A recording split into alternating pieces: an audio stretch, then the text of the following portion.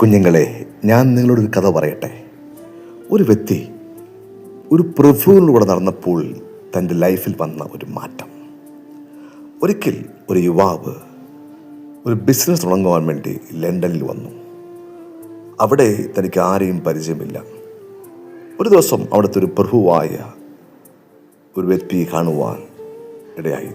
അദ്ദേഹത്തോട് പരിചയപ്പെട്ടു, സംസാരിച്ചു. സർ, ഞാൻ ഈ പട്ടണത്തിൽ ഒരു ബിസിനസ് ചെയ്യാൻ വന്നതാണ്. എനിക്ക് ആരെയും പരിചയമില്ല, എന്നെ ഒന്ന് സഹായിക്കണം, അത് തുടങ്ങുവാൻ എന്നെ അങ്ങ് സഹായിക്കണമെന്ന് അപേക്ഷിച്ചപ്പോൾ അദ്ദേഹം പറഞ്ഞു, ഒരു കാര്യം ചെയ്യ്, നാളെ രാവിലെ നീ ബിസിനസ് തുടങ്ങാൻ ആഗ്രഹിക്കുന്ന ആ സിറ്റിയിൽ വരാൻ പറഞ്ഞു. അവിടെ നമുക്ക് ഒരുമിച്ച് കാണാം. അങ്ങനെ രാവിലെ ആ സുഹൃത്ത് രാവിലെ കുളിച്ചൊരുങ്ങി റെഡിയായി താൻ ബിസിനസ് ചെയ്യാൻ ആഗ്രഹിക്കുന്ന ടൗണിലേക്ക് വന്നു. അവിടെ പ്രഭുവും വന്നു. അദ്ദേഹവും ആ പ്രഭുവുമായിട്ട് ഒരുമിച്ച് ആ സിറ്റി മൊത്തം അങ്ങോട്ടും ഇങ്ങോട്ടും രാവിലെ മുതൽ വൈകുന്നേരം വരെ കുറച്ച് സമയം സ്പെൻഡ് ചെയ്തു, നടന്നു, സംസാരിച്ചു. ഇത് പലരും ഇങ്ങനെ കാണുകയായിരുന്നു.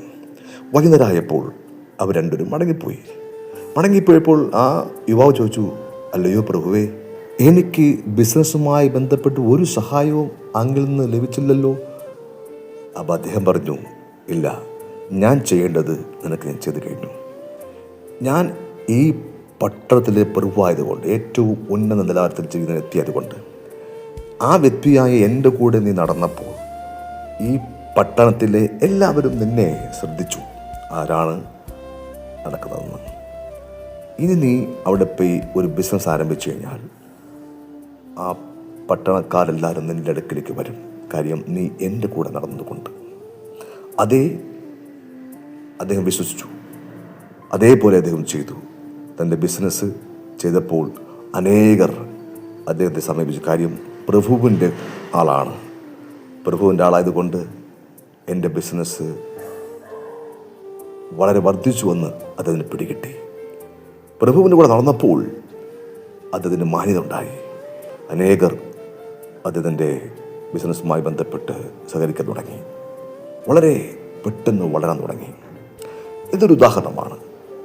സമൂഹത്തിലെ മാന്യനായ ഉന്നതനായ ഒരു വ്യക്തിയുമായി ബന്ധപ്പെട്ട് കൂടെ നടന്നപ്പോൾ അതിന് നിലവാരം മാറിയെങ്കിൽ സ്വർഗത്തിലെ ദൈവത്തിൻ്റെ കൂടെ നടക്കുമ്പോൾ എന്ത് പ്രയോജനമാണുള്ളതെന്ന് ചിന്തിച്ചട്ടെ. സർവത്തിലും മേലായ നാമം, എല്ലാ നാമത്തെക്കാളും മേലായ നാമം. ആ കർത്താവിൻ്റെ കൂടെ നടക്കുന്നവർക്ക് അതിൻ്റെതായ മാന്യത ഉണ്ടാകും. നമ്മൾ സ്കൂളിൽ